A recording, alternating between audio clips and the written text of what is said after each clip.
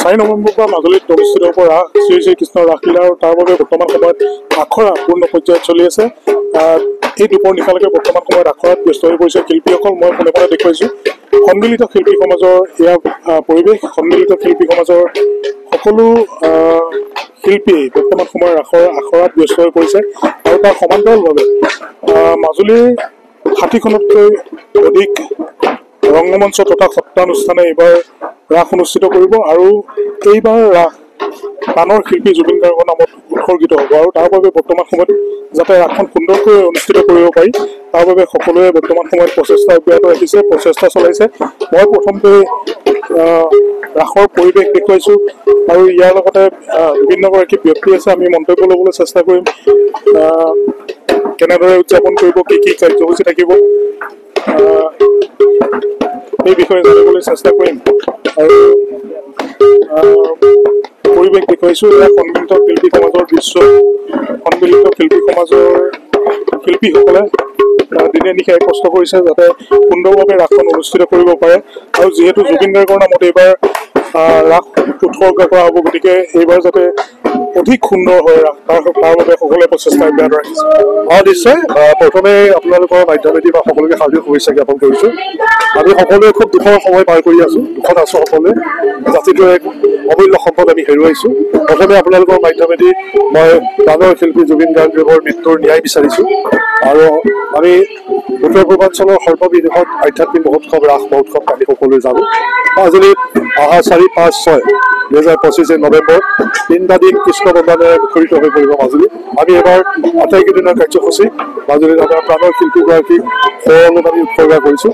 গতিকে তেখেতলৈ গভীৰ শ্ৰদ্ধাঞ্জলি নিবেদিছোঁ আৰু খুব সুন্দৰভাৱে যিহেতু তেখেতৰ সৰলক আমি উৎসৰ্গা কৰিছোঁ বা বিগত সময়তো আমি খুব প্ৰচেষ্টাৰে নম্ৰ প্ৰয়াসেৰে আমি পৰম্পৰাগতভাৱে আধ্যাত্মিক এই মহোৎসৱক আমি পালন কৰি আহিছোঁ বা মঞ্চায়ন কৰি আহিছোঁ।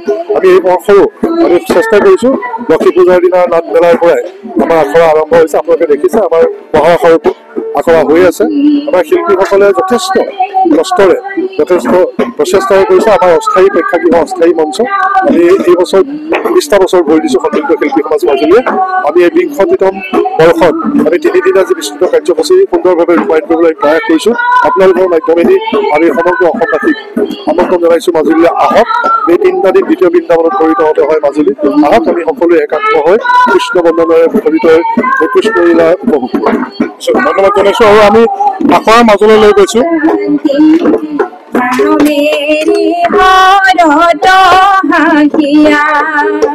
প্রাণ পক্ষী হে সরকার বৃন্দাবনে ভুবন মোহন রূপ দেখিতে মদন সুখ রামপক্ষী বিরহে নারী দেখিতে দন ফেরা মাধব দীনা দেখিতে দন ফেরা।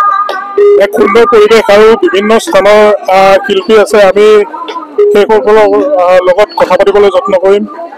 যিহেতু মাজুলীৰ শৰৎকালৰ মূল আধ্যাত্মিক উৎসৱ ৰাস উৎসৱৰ বাবে বৰ্তমান সময়ত সকলোৱে আখৰাত নিমগ্ন হৈছে আৰু তাৰ সমান্তৰালভাৱে মাজুলীৰ লগতে মাজুলী সাংস্কৃতিক বিশ্ববিদ্যালয়ৰ অধ্যয়নৰত ছাত্ৰী গীতিমণি বুঢ়াগোহাঁই আমাৰ লগত আছে। প্ৰথমবাৰ ৰাস কৰিবলৈ আহিছে, কেনেকুৱা অনুভৱ? হয়, ভাল লাগিছে। জীৱনৰ প্ৰথমখনি ৰাস মাজুলীৰ পৰা আৰম্ভ কৰিছোঁ। মনত আনন্দ আছে যদিও কোনোবা এখিনিত সুখটো আছে, যিহেতু আমাৰ অসমৰ এজন সম্পদ বৰ্তমান আমাৰ মাজত নাই। হ'লেও এইবাৰ ৰাস মহোৎসৱ প্ৰত্যেকখন ৰাসতে এইবাৰ তেওঁৰ নামত উৎসৰ্গা কৰা হৈছে। গতিকে সেয়াই আগবাঢ়িছোঁ। নিজৰ 100% দিবলৈ চেষ্টা কৰিম। আপোনালোকে আশীৰ্বাদ কৰিব। নিশ্চিতভাৱে। আৰু যিহেতু প্ৰাণৰ শিল্পীগৰাকীৰ নামত উৎসৰ্গিত হ'ব এই ৰাস মহোৎসৱ, গতিকে পূৰ্বতকৈ বেছি সুন্দৰভাৱে ৰাস অনুষ্ঠিত কৰাৰ বাবে হয় হয় অন্যবাৰতকৈও এবাৰ আৰু বেছি ভাল কৰিবলৈ চেষ্টা কৰিব লাগিব আমি, যিহেতু তেওঁৰ নামত উৎসৰ্গা কৰা হৈছে। গতিকে চেষ্টা কৰিম 100% দিবলৈ।